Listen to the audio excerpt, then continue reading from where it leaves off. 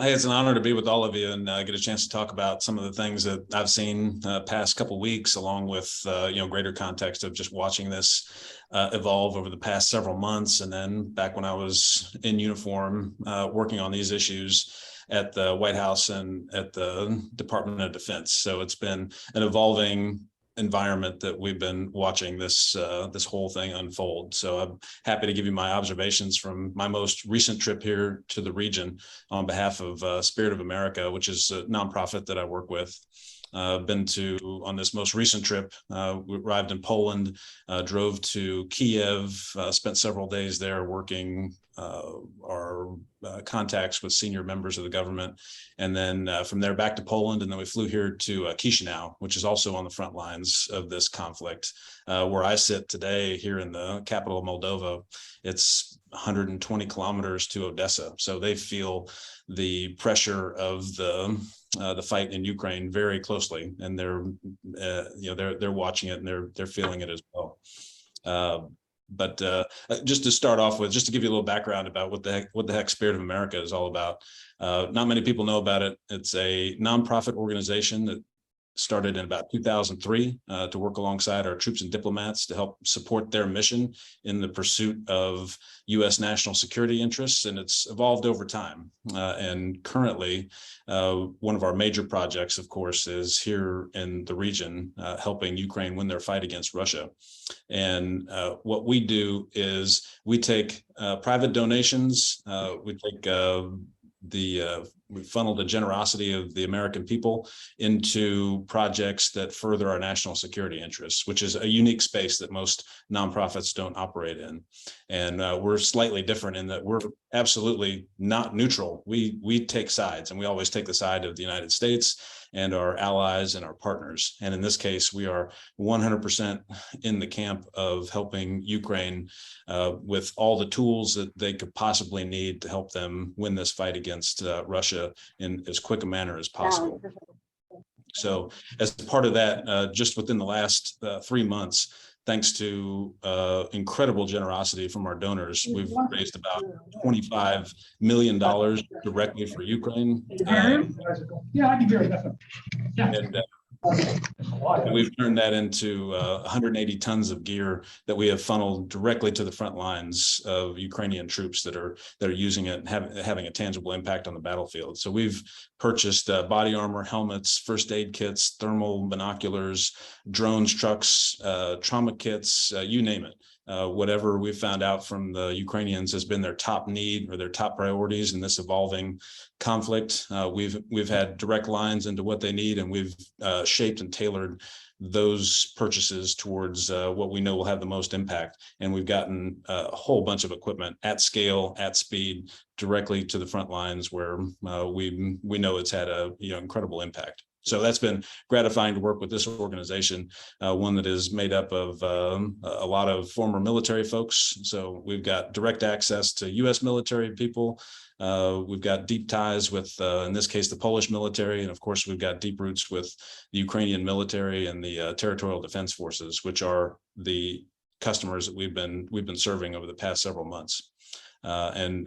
As Bob alluded to, the Ministry of Defense has singled us out as one of their key partners and gave our organization an award for partnership in the fight against Russia, which, to our knowledge,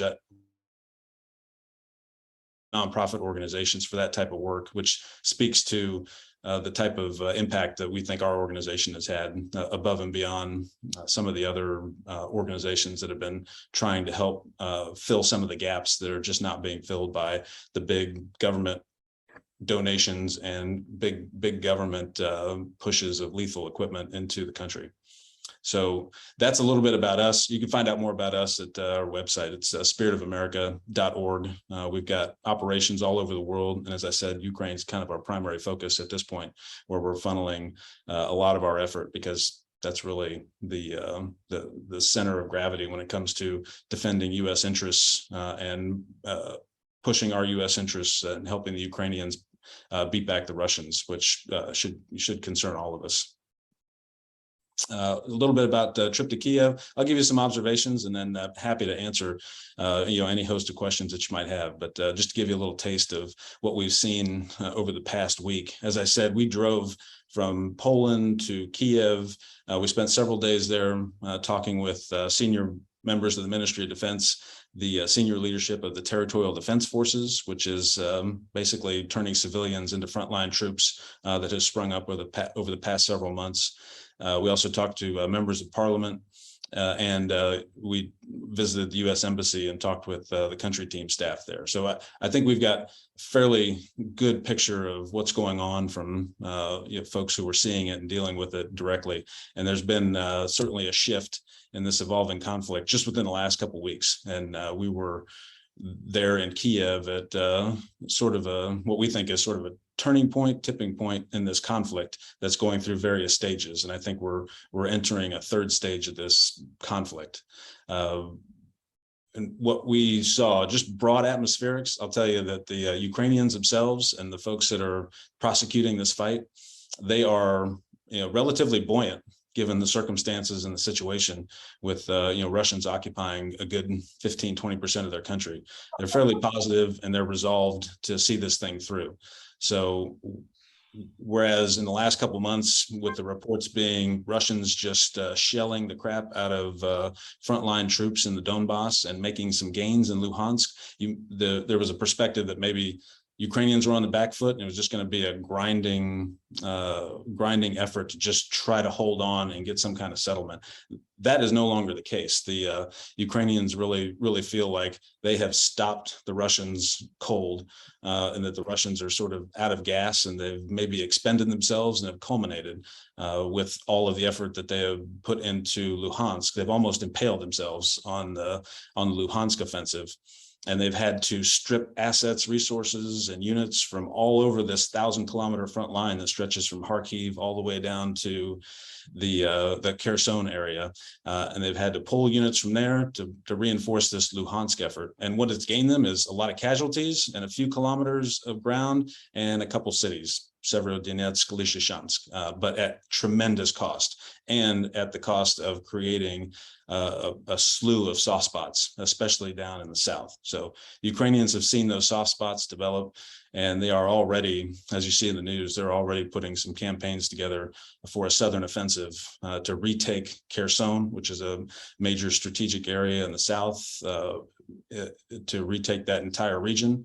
And the introduction of weapons, sophisticated weapons, long-range precision weapons, specifically all of the HIMARS that have come into place, have absolutely turned the tide of the battlefield. Not only in the south, where they're taking out ammunition dumps and control points and logistics nodes, but they have done so much damage to Russian artillery positions and Russian ammunition dumps that the volume of fire on the front line in Luhansk, where before thousands of rounds a day were being expended by the Russians, the Ukrainians have reduced that to about 5%, 10% of what they were seeing at the height of the Luhansk offensive. So the Ukrainians are really sapping a lot of the Russian effort. They're pushing the Russian logistics back beyond the 50-mile, 60-mile range of that HIMARS, which is slowing down the Russian logistics effort. And it's just grinding the Russians down. And they're able to now put some things into motion. And I think what you're going to see over the next weeks and couple months is an evolving Ukrainian counteroffensive that's going to sweep away Kherson. It's going to claw back territory down there north of Crimea, and they're going to unhinge a lot of the Russian defenses, and they're going to put the Russians into a dilemma where they're going to have to start moving forces around to try to reinforce areas that the Russians or the Ukrainians are making advances in, and that's going to give the Ukrainians even more opportunities. So what we saw from the Ukrainians was a lot of positivity and a lot of sense that they still have plenty of fight left ahead of them, but opportunities are emerging, and they feel like reinforcements of equipment that are coming their way, and the fact that there's a backdrop of just Russian failures and Russian challenges. I think the combination of those two gives them a lot of hope that they have opportunities to turn the tide relatively quickly and try to unhinge the Russians this fall before winter sets in, things slow down, and they try to get the Russians moving before they just set in for the wintertime. So that was all backdrop as far as atmospherics. We were pleasantly surprised that the Ukrainians were optimistic, in many cases very optimistic, that progress is going to be made here in the near term, and that the Russians just are going to have a long fall and a long winter ahead of them, which was fantastic to hear. They certainly don't feel like the Russians are going to be making any more advances anytime soon. They really feel like they've stopped the Russians cold, and that maybe some minor gains on the margins in Luhansk or Donetsk, but by and large, Russians are going to be losing a lot more territory in the future than they're gaining in other parts of the line. So that was all good to hear. While we were there, Ukrainians also got a slew of good news coming their way. I mean, obviously the HIMARS has been just magical when it comes to taking pieces of Russian capabilities off the table. But they also had this agreement to start grain shipments, which first grain shipment out of Ukrainian harbor is going to be moving probably by the end of this week, which was all fantastic news for the Ukrainians because there's so much economic damage that's being done. They really feel like they get some grain shipments going that that'll really help overcome some of the economic headwinds that are coming their way. Also, we were there 2 months ago, driving the same route from Poland to Kiev. And as we drove by every gas station, they were just about 4 out of every 5 gas stations was closed down, zero gas to be had, nothing in the tanks, because the Russians had bombed some of their gas storage facilities and had really put a crimp on fuel supplies. So the entire Ukrainian economy was really coming to a halt because people just couldn't get gas. There was severe rationing. The lines outside the gas stations that were open were, hundreds of vehicles long in some cases, and they were lining up to get maybe 10 liters of gas a sip at a time, and then they were sent on their way. This time, as we were driving through, just about every gas station was open. Fuel, diesel was there to be had with no issues. So Ukrainians are fixing some of these shortfalls that they were dealing with just a couple of months ago, and they're kind of reviving themselves and returning to a state of normalcy in those areas that are west of the line of contact. That was all good to see. Now, I'm not saying that they're not suffering severe economic pain and that there's not a lot of dislocation when it comes to jobs and work and high prices for food and everything else, but they're managing, and it gave me a sense that Ukrainians can kind of get through the difficulties and will grind through this thing until they see it through. And that's one last aspect I wanted to mention about the Ukrainians' will to fight. There is nobody we met was even thinking about playing this thing out for a draw or a tie or some kind of negotiated settlement where they would be happy to just take whatever conditions the Russians would give them. Their mindset is resolved. Their heels are dug in, from government officials all the way down to the average person in the street. They know that if they don't win, and winning on their terms means really, having deoccupation of Russians, moving out of all these areas that they've taken and pushing them back to where they started before February 24th. That in their mind is part of a win that they envision, but they also see it as they have to break the Russians' neck this time. And if they don't come up with a victory, then they're just going to see the Russians continue to keep coming back at this for another bite at the apple, and they're just going to be involved in perpetual war. There may be pauses, it might be months-long, year-long pauses, but they will always be at war with the Russians if they don't win this thing decisively. So they are dead set to accomplish that, and they know that has to be done. Otherwise, they're just going to be facing years of conflict, frozen conflict, and they just have to end this thing on their terms. So they're convinced to do that, and their whole country is mobilized. Every civilian who's got any abilities or skill set or resources is devoting that to the war effort, and they all know. I mean, down to the local person, they all know that everybody has to pitch in to do it. So. Whereas the Russians are running out of personnel and they're scraping the barrel to try to produce more resources and reconstitute new battalions from outside of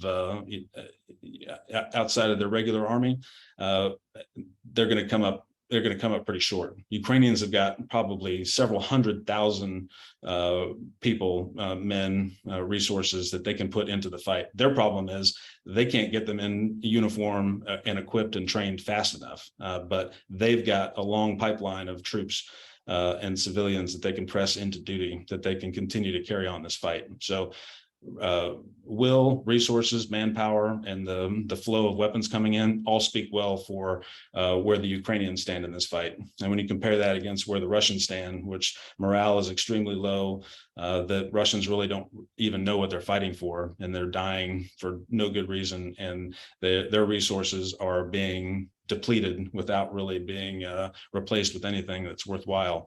Those two trends, I think, are going to collide, and it's going to end up in Ukraine's favor.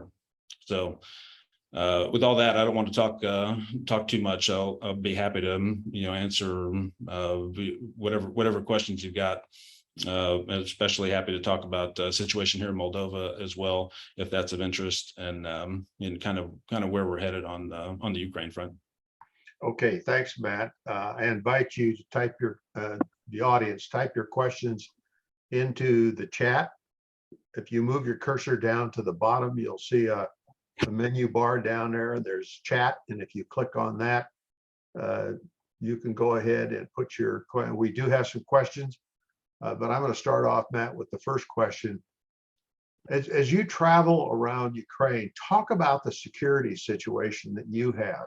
Like you and I had talked about this before. Are you armed?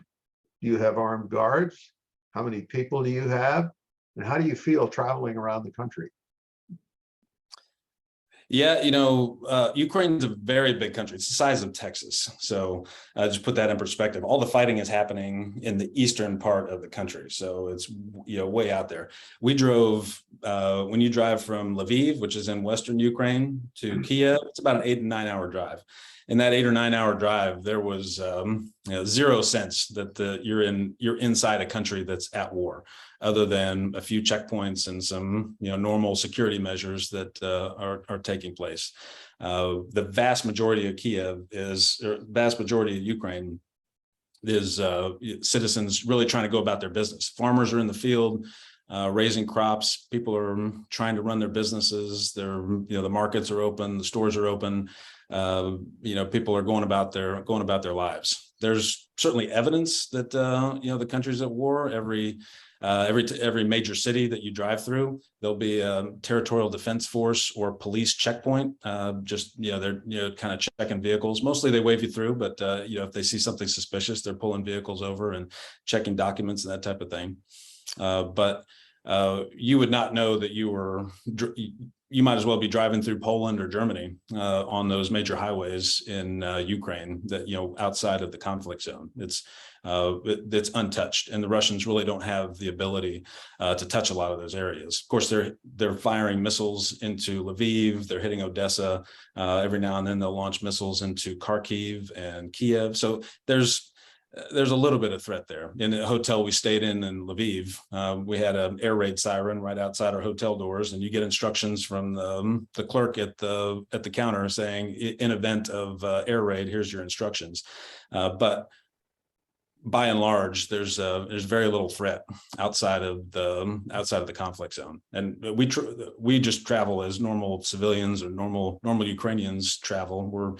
We have our vehicle, and we don't have any extra security. We certainly aren't armed, and we felt perfectly safe. Other than understanding that there's a residual risk of indirect fire from the random missiles that Russia is lobbing around, but that's kind of the situation. Okay, thanks. We have a question from Gene Wilson. How about the effect of cruise missiles coming off Russian ships 400 kilometers onshore after the infantry stalls? So is there any reports of cruise missiles coming off of Russian ships? You see any effects of that? I mean, the Russians are using their precision guided missiles, and they're using various platforms to launch them, and ship-based sea launched cruise missiles are one of those. They also throw in air launched cruise missiles. They certainly will fly over Belarusian territory. They'll launch cruise missiles from Russian territory. So it's a mixed bag. Now the effects on the ground. There are a lot of those missiles that get intercepted by Ukrainian air defense, which has been very effective. So Ukrainians are shooting down a good portion of the missiles that Russia's throwing their way. Obviously, many of them are still getting through, and it's a mystery exactly what the Russians are shooting at, because these so-called precision-guided missiles from the Russians are turning out to be not so precise. So we don't know if they happen to be aiming at a shopping mall or a hospital or an apartment complex, or if they were aiming at something else and those buildings became kind of residual damage. Nobody really knows. They certainly seem to be targeting Odessa recently, trying to hit port facilities.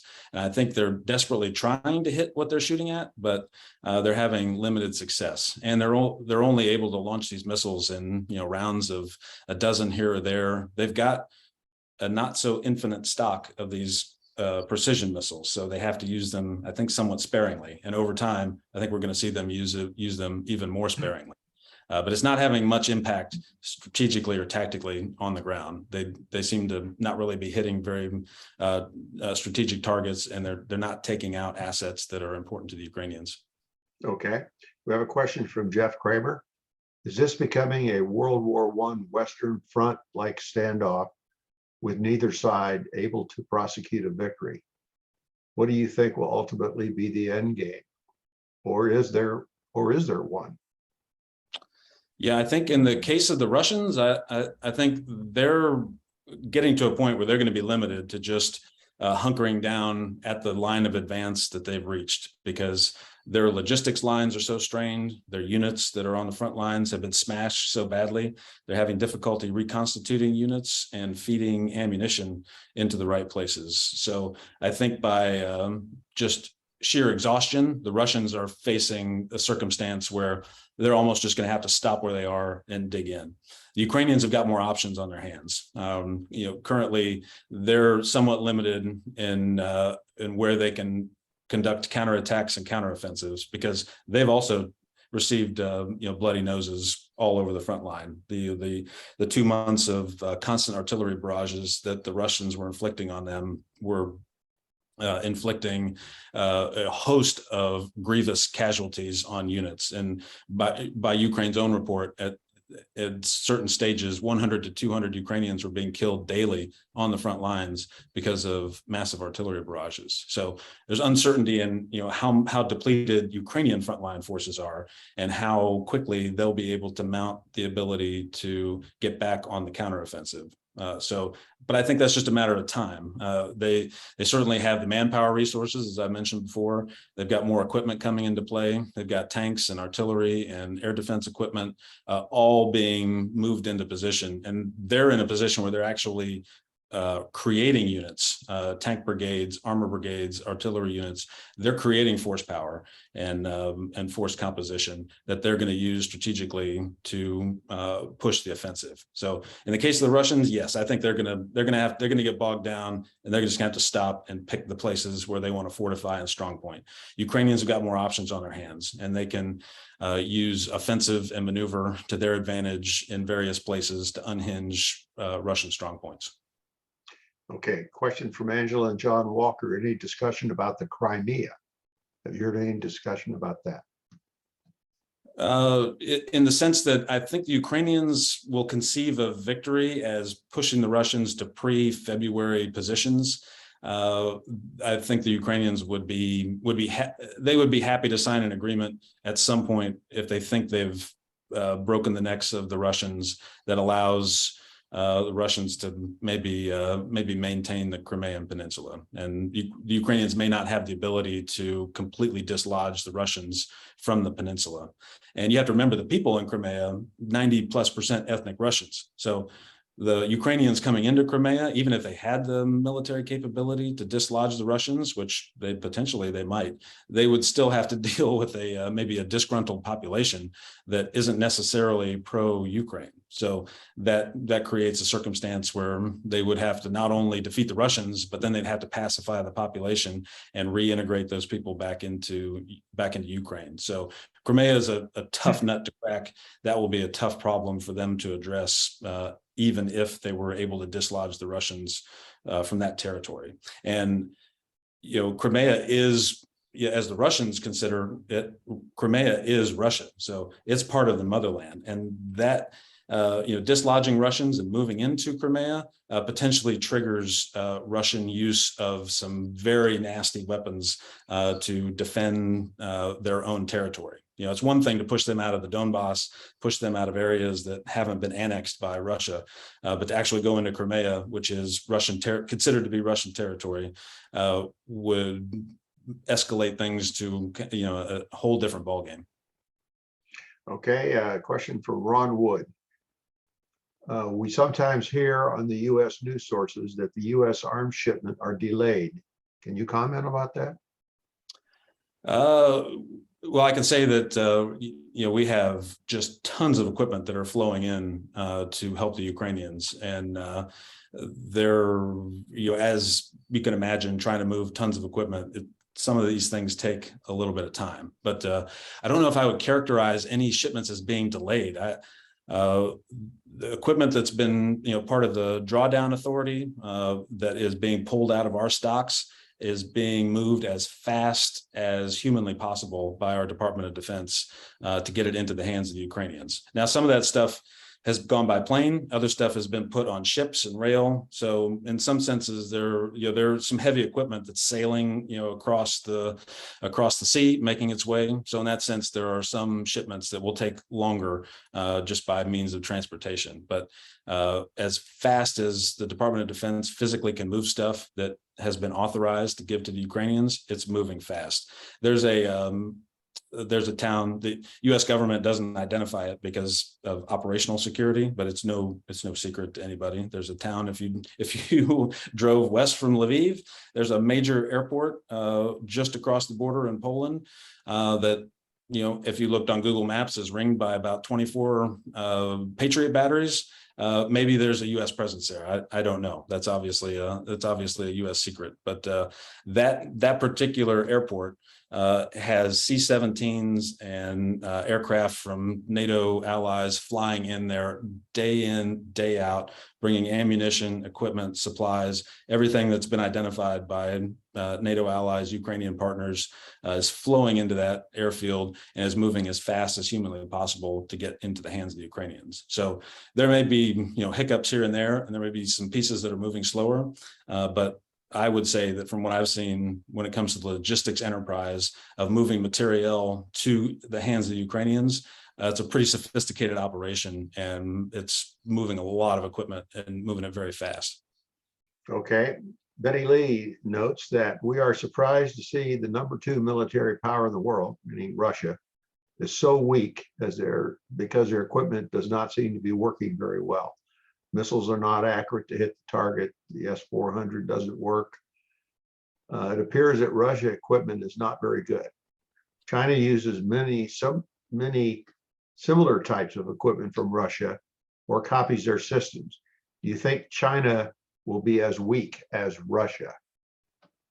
It's a really good question. And I think what we're learning from the Russians as they're trying to employ their systems in this conflict is, I think the Russians themselves are surprised by how poorly they're able to use their equipment and put it into operation, and just how bad their system is at maintaining the equipment and fielding it and keeping it running. And I think they're learning a lot of lessons from the fact that some of their stuff is just not very good. And thanks to years, decades of neglect, in a lot of cases, just rampant corruption, a lot of these vehicles just have been allowed to deteriorate. And there have been military officials and commissary officials and logistics officers who have benefited greatly financially because they've sold off pieces of gear and pieces of kit, or they've, let's say, the guy in charge of buying tires takes the billions of rubles for tires. They're supposed to go to a certain vendor, and he replaces those with cheap tires that won't last out of the motor pool, pockets the difference. You see that on a variety of scales. You see that with body armor. You see that with ammunition and gasoline and diesel and everything else. It's just, there's so much corruption in the system that it's really hard to make a logistical system work when half the stuff has been sold off, or it's crap that was not anticipated. And I think the Russians themselves are finding out that just how weak their system is. And there certainly are shortfalls in their equipment.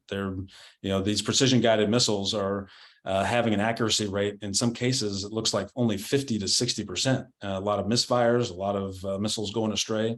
I think some of the circuitry, the microchips that they haven't had access to and they've had to replace with some other pieces just aren't doing the job. And they're finding out that a lot of their high tech equipment isn't so high tech, and the people that are operating it also aren't so great, because the training system and the training base hasn't really produced people who know how to use these systems as effectively as they can. And it's also a huge surprise with the S-400, the sophisticated weapon that's supposed to be able to shoot satellites out of space, and certainly should create a no-fly zone and in a huge bubble wherever they are. Those S-400 radiuses are being penetrated on a daily basis by the Ukrainians, and it's kind of a mystery why that's happening. Could be faulty equipment, could be faulty operators, combination of all that. But as the Chinese are looking at, they got to be scratching their heads, wondering how much of the stuff they bought from the Russians will actually work when they flip the switch and have to pull the trigger. And I think the Chinese are going to be asking themselves some very hard questions, and are going to have to figure out a way to maybe validate some of the systems that they've got, that they've copycatted or that they bought from the Russians. Matt, based upon the time that you spent in Moscow and Tbilisi, are you surprised at all on how the Russian equipment and the Russian military personnel are performing? I mean, you were up close and you saw them, you observed various things when you were in Moscow. Are you surprised at all that they've done so poorly? I am surprised at the extent of their incompetence and kind of the adhocracy that they've put together. They certainly didn't give us any indication that they would be this bad. I mean, awful. However, being around the Russians and watching them as they train and as they operate, I had the good fortune of actually living with the Russia battalion when I was a captain in Kosovo as a liaison officer. I lived and worked with these folks, daily basis for months on end, and really found out that their style of leadership, their way of operating, is really dysfunctional. It's very top-down driven. There's no initiative that's either desired or granted to lower enlisted. They don't have a functional non-commissioned officer corps. Lieutenants are basically have to do all of the non-commissioned officer duties as well as training and everything else for a unit, and they're not given a lot of autonomy. And when we watched Russians exercise when I was in Moscow as an assistant army attaché, and we would be pulled along to watch some of the ways that the Russians train. And we even had at one point in time opportunities for the Russians to kind of train alongside of us. And back in, this is like 2008, when there was still the possibility that we could possibly work together in coalition operations. So we had Russians in a command post, and we watched them as they go through their decision making. And the way they do it is, all right, battalion commander is given a mission, and he will maybe by himself, usually, or even with one other staff officer, draw up a plan. And then that plan is basically issued without question or without any refinement to every subordinate officer, company commander on down. And those officers write that plan on their map in permanent ink, not on some kind of acetate where you could change it if the situation changes. And once they have that graphic and that order, they're going to execute that plan to that specification as given, regardless of how the circumstances change. There's no room for mission type orders or any kind of deliberate planning at a subordinate level to try to accomplish a mission within the context of nested operations. So I would go and ask a company commander, is like, hey, this is your plan? He's like, yes, this is how we'll perform this. And I said, well, what happened? And he's got it all graphed out, and he's going to have all these platoons, support by fire, and everything else. And going to take this particular hill. And I'd ask, well, what happens if you find out that the enemy is not there, or it's in a stronger position, over here to your flank, and that they're going to be, unhinging the plan because you're going to go straight to this hill, and they're going to come in to the side, and they're going to get behind you. It's like, well, I have my plan, and I'm going to go to this hill. So all that to be said is the Russian decision-making cycle can be unhinged very easily.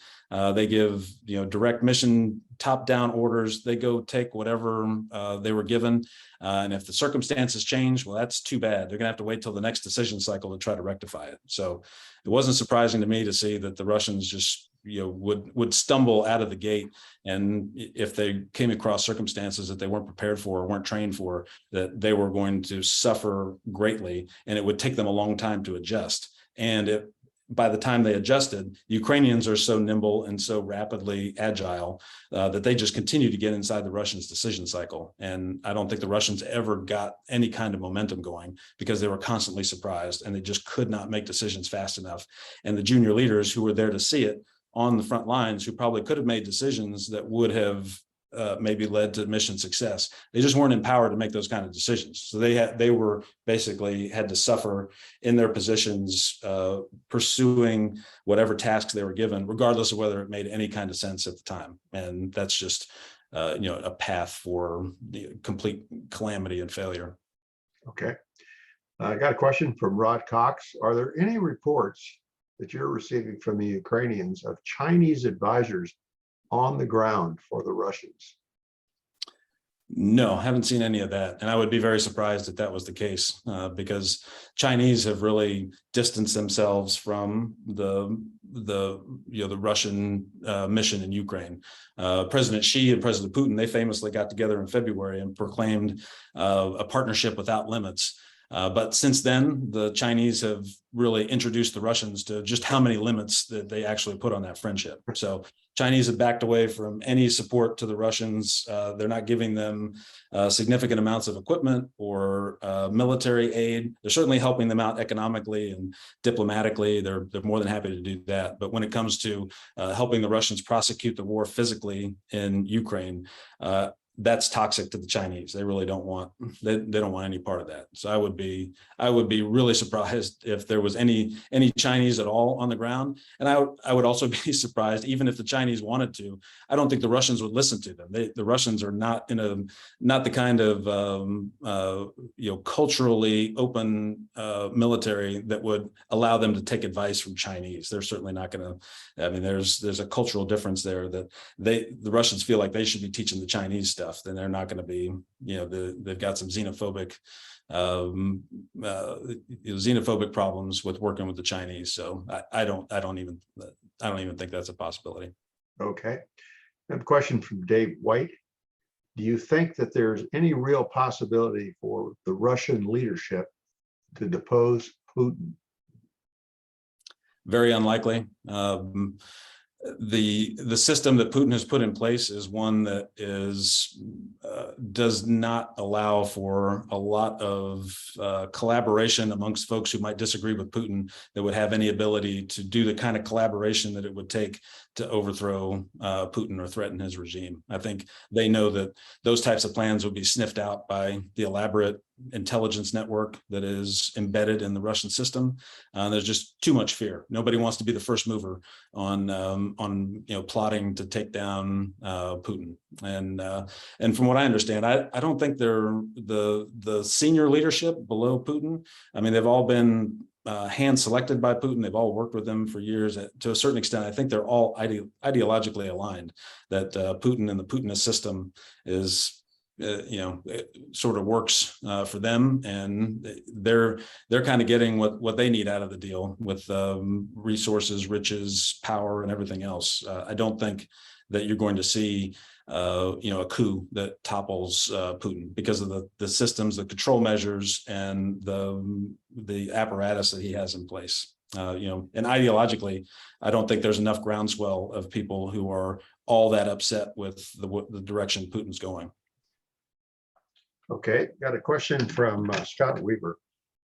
What is your sense of NATO partners' commitment to the national and collective defense in 2022 versus where thinking in and out of governments over the past decade? So collective defense as it exists right now, there's been some equivocation over the time.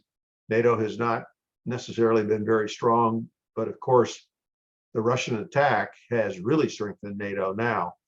So what do you think that the NATO partners, are they really committed? Yeah, it's night and day. I mean, honestly, when this is all said and done, they really need to erect a statue of Vladimir Putin outside of NATO headquarters, because Vladimir Putin has done more than any living human being to unite NATO and strengthen it and enlarge it. So the alliance itself, so much stronger than it was a year ago, eons, beyond what could even be imagined just a few years ago. I mean, when I was in on the Secretary of Defense's staff, we had a constant battle of trying to convince certain members of NATO about a unified threat perception that Russia posed to the NATO alliance. And just a couple of years ago, even after 2014, after the Russians had already taken a bite out of Ukraine, you had geographically separated perceptions of what the Russian threat was. So all the Eastern countries of NATO had a clear-eyed view of what the Russian threat was, and were angling and advocating for a cohesive plan for NATO to work together to have the ability to deter Russia and secure the NATO alliance from a Russian attack. As the farther you went west, the less interest you had in that. So France, Spain, Italy, even the farther south you went, just very dismissive of the Russia threat, and did not want to invest time, resources, or the budget that was required to create a viable plan for defending the NATO alliance against Russia. So you had all these splits, and it was very difficult to try to pull all that together. And you would see that in defense budgets across the NATO alliance. And Germany was the worst offender of all. I mean, they had less than 1% of their GDP was going towards defense. They were living off of cheap Russian gas and dismissing everybody's concerns about the Russia threat. Well, February wiped all that away, cleaned the slate, and really galvanized NATO towards the fact that Russia, constitutes a compelling, real threat that probably won't go away even after this Ukraine crisis is over, and that we really need to get our act together when it comes to creating an ironclad plan for defending the frontline nations of NATO. So night and day when it comes to unity, and there's absolutely no daylight, I think, between the NATO countries on what they need to do and what investments they need to make, force posture changes and readiness levels and that type of thing, to make sure that the Russians, after Ukraine, don't decide that they want to try something like this down in the Western Black Sea or up in the Baltics. Last week in the Wall Street Journal, there was an article about Russians seriously considering using tactical nuclear weapons. I think it's the Iskander missile with a range of 300 miles. And they're using language now that's completely different than what we've seen in the Cold War, where weapons were considered only to be used in the event of the potential defeat of a state, for instance. But Right. Now the language seems to be a lot more flexible in the use of nuclear weapons. Rod asked the question, as a backdrop, are tactical nuclear weapons seriously on the table for Russia? That's $1 million question.